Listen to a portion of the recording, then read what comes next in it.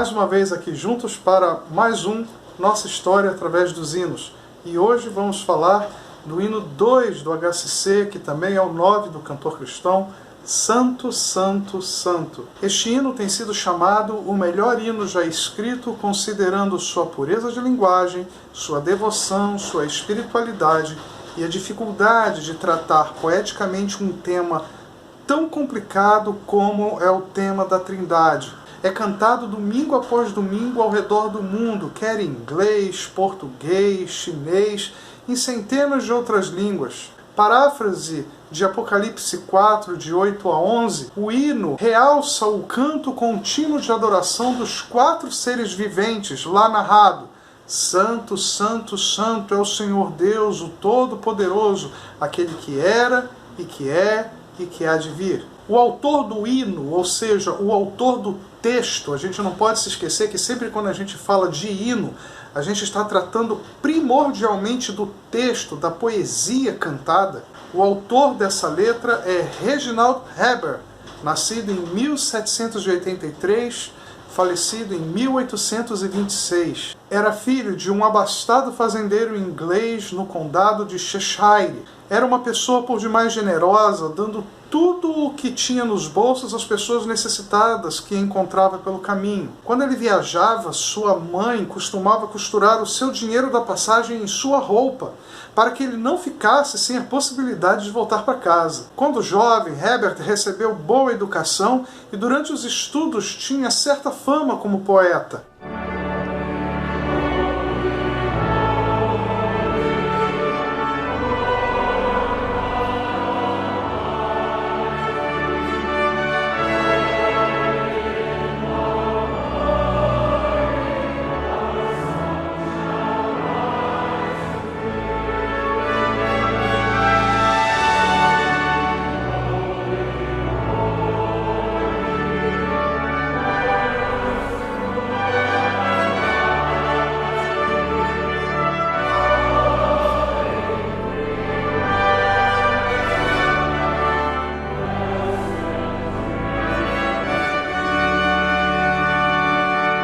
Ordenado ao ministério da Igreja Anglicana, recusou boas posições na capital, voltando à sua região natal para servir numa pequena igreja. Embora os anglicanos cantassem preferencialmente os textos dos salmos, Heber ficou muito impressionado pelos hinos de 2 outros grandes hinistas da sua época, chamados John Newton e William Cowper. Interessou-se especialmente por hinos de boa qualidade que fossem apropriados para o ano eclesiástico, seguindo os temas bíblicos para cada domingo. O calendário eclesiástico ele é adotado por igrejas como a Igreja Presbiteriana ou a Igreja Adventista, a Igreja Católica. É um calendário específico baseado nas festas cristãs. E aí, de períodos em períodos, os temas das suas missas, dos seus cultos, eles são baseados naquele período. Então, por exemplo, no fim do ano a gente tem o período da Epifania, que é o período que antecede ao Natal. Então todos aqueles domingos ali, se eu não me engano são 5 domingos, será tratado da expectativa da chegada do Natal. E aí você tem o período natalino, que vai tratar mais especificamente do nascimento. Depois você tem o período da Quaresma, que é um período de jejum, um período de consagração. Aí você vai ter o período da Páscoa. E assim, em cima dessas festas cristãs, esse calendário ele é montado.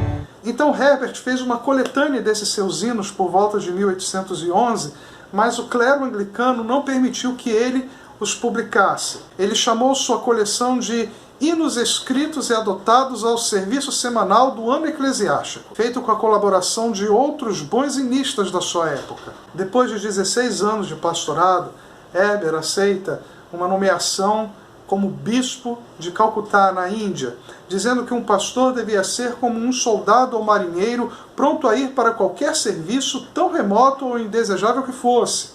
Esse campo enorme incluía não apenas a Índia, mas o então Ceilão, que chamamos hoje de Sri Lanka, e também a Austrália. Heber se dedicou a esse ministério com entusiasmo, mas depois de 3 anos de trabalho árduo, maltratado pelo clima severo daquela região, ele faleceu repentinamente. Ele foi encontrado morto durante o banho, enquanto se preparava para uma viagem de 1.800 quilômetros para a cidade de Trichinópoli, no extremo sul da Índia, para confirmar uma classe de 42 convertidos. Seu ministério, contudo, continuou, pois a coleção de seus hinos foi encontrada pela sua mãe. A sua bagagem foi enviada de volta para ela, e nessa bagagem estava toda a coletânea dos seus hinos. A sua mãe então leva essa coletânea até a liderança da igreja anglicana, e aí sim, finalmente, em 1827, eles permitem que essa coleção seja publicada. A obra de Reginald Heber ajudou a dissipar os preconceitos que os anglicanos tinham daqueles hinos que não tratavam somente dos salmos. Marcou assim então uma nova era não só para os anglicanos, mas para toda a hinologia inglesa. Lembre-se que nós estamos falando aqui de início do século XIX. A importância dos seus hinos é resultado em parte de uma expressão literária e qualidade lírica. Mais importante ainda é o fato de que as igrejas receberam deles hinos baseados no ensino bíblico de cada domingo, de acordo com o evangelho ou epístola.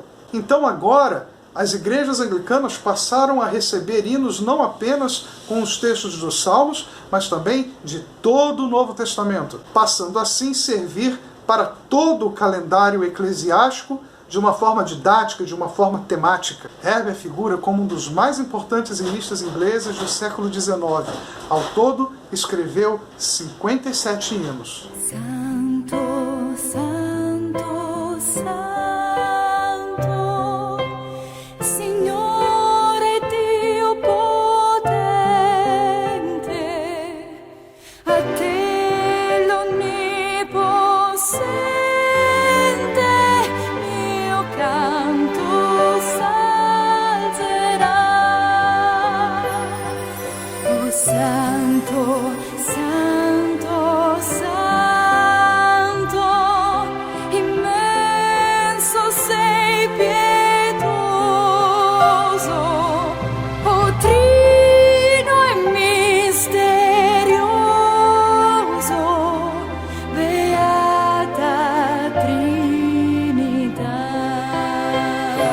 O tradutor para o português deste hino é João Gomes da Rocha.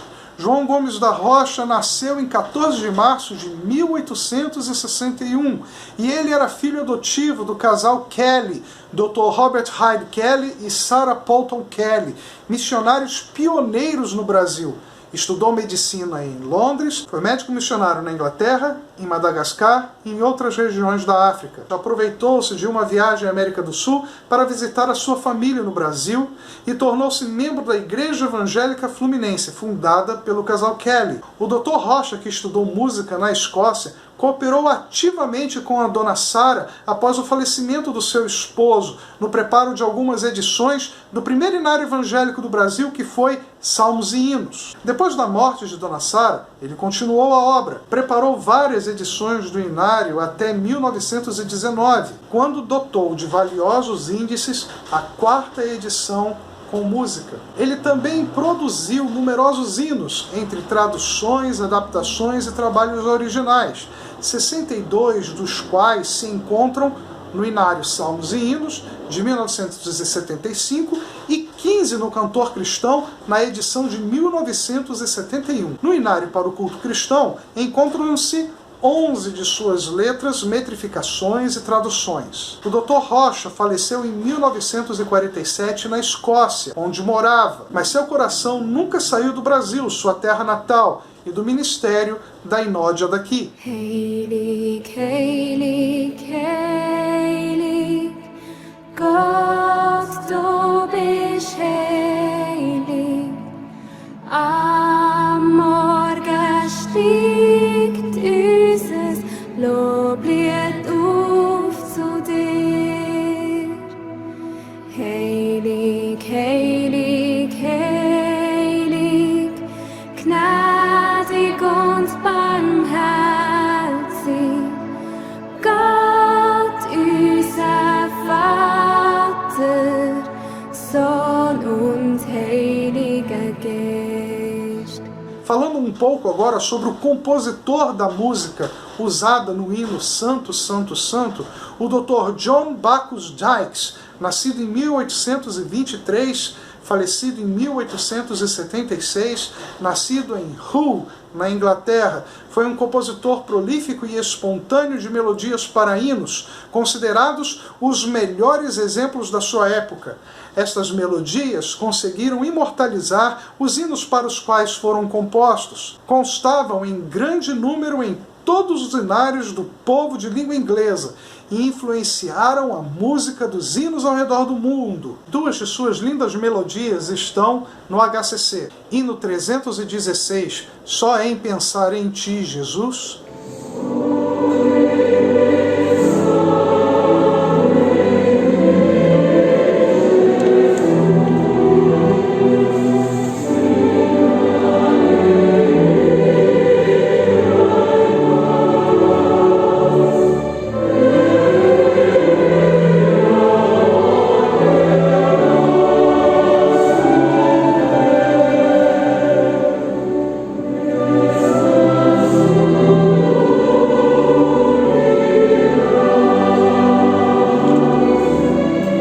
E o hino 413, Ouvi o Salvador dizer.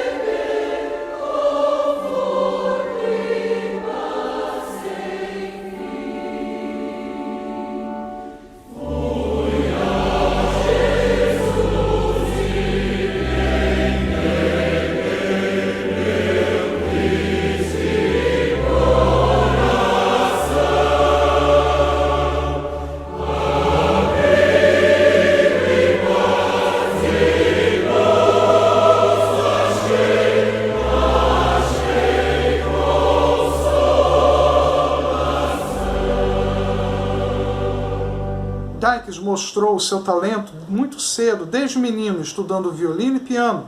Aos 10 anos, tornou-se organista na igreja do seu avô. Formou-se em música em Cambridge em 1847 e foi ordenado ao ministério no ano seguinte. Depois de poucos anos no pastorado, foi escolhido como diretor de música da famosa Catedral de Durham, na Inglaterra, onde serviu com muita distinção até a sua morte em 1876. Foi em Durham que Dykes recebeu o título de doutor honoris causa em música. Para este hino de Herbert, Dykes compôs em 1861 a melodia que cantamos, que ele chamou de Nicéia, considerada a sua melhor melodia. Dykes chamou a melodia do hino Santo, Santo, Santo de Nicéia em homenagem ao Concílio de Nicéia, realizado no ano 325. Foi ali, na cidade de Nicéia, no ano de 325, naquele concílio, que estabeleceu-se de vez a doutrina da Trindade, rejeitando assim totalmente a doutrina do arianismo, que não aceitava Cristo como Deus e homem ao mesmo tempo.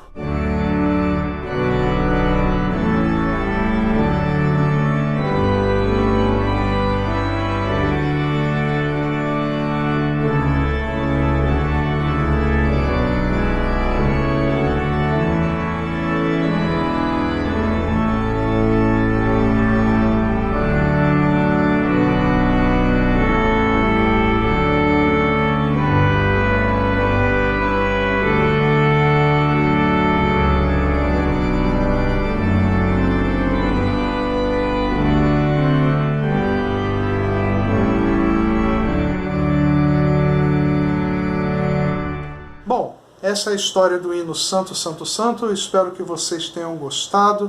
Que Deus abençoe vocês e até a próxima.